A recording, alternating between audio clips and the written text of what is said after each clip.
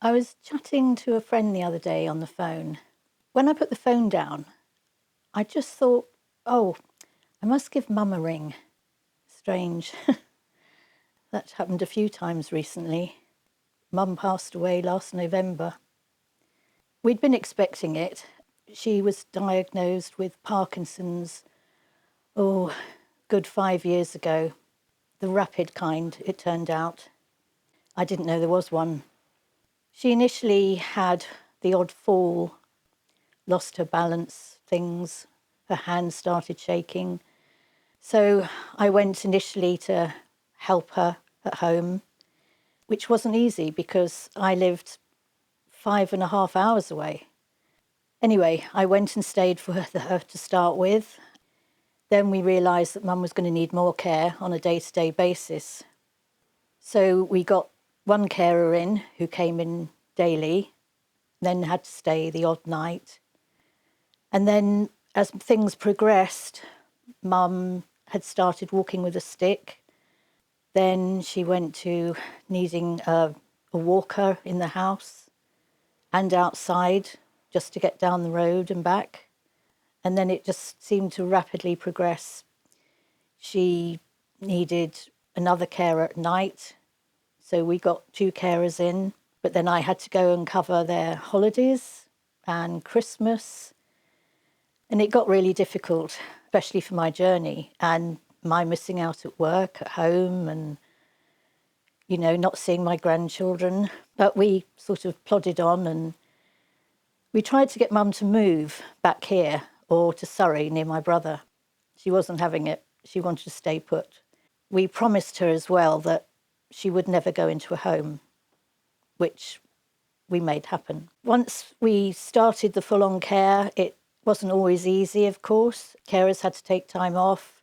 We lost carers because they weren't that great. We started again. Then we had COVID and lockdown. So I went and I stayed, gave up my work and stayed with Mum for as long as needed. My brother came and helped when he could, did odd jobs in the house, etc. But then things got, a lot worse after that. And then Mum became bedbound. She couldn't walk really anymore at all. Then we gradually moved her bed down into the lounge. And then she had a hospital bed, which she hated. Yeah, and then the medication was always difficult and it had to be changed. Things didn't suit her. She didn't like certain things. Things could get really quite stressful at times. Mum and I would often have words, or I'd have to leave the room. But we got through. She also retained her sense of humour, I have to say. We could always have a laugh as well, even when we'd had words. She'd had words with the carers as well. They often had to leave the room or the house for a while. But we knew that was the Parkinson's as well. She couldn't help it. The last year was the hardest, absolutely. I was toing and froing all the time. And then the last few months, Mum wasn't able to move anymore at all. And then the last few weeks that I was there with her, she wasn't eating anymore. She couldn't. She was just taking sips of water, sleeping mainly. And then literally that last, as I say, couple of weeks was very hard watching her. I wanted her to go for her sake, of course. And then that last day, the carer and I were just changing Mum. She just went peacefully in our arms. I was relieved for her, of course.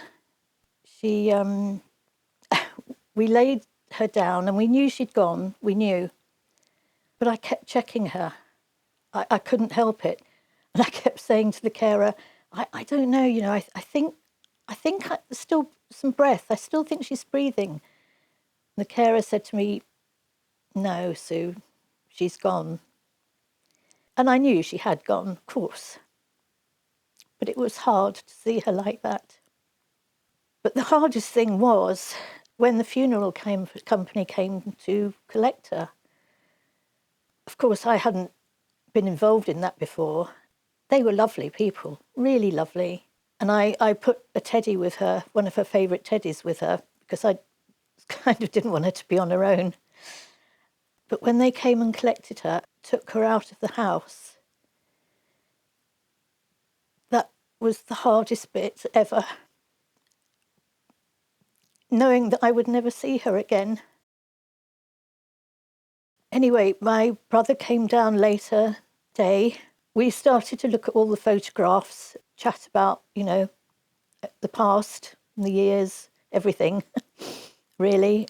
We looked at photos of Mum, all old black and whites from when she was a child to teenage years and right through to, that day.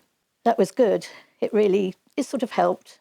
And we got photos together ready for the funeral, to do a nice photo board as well for her.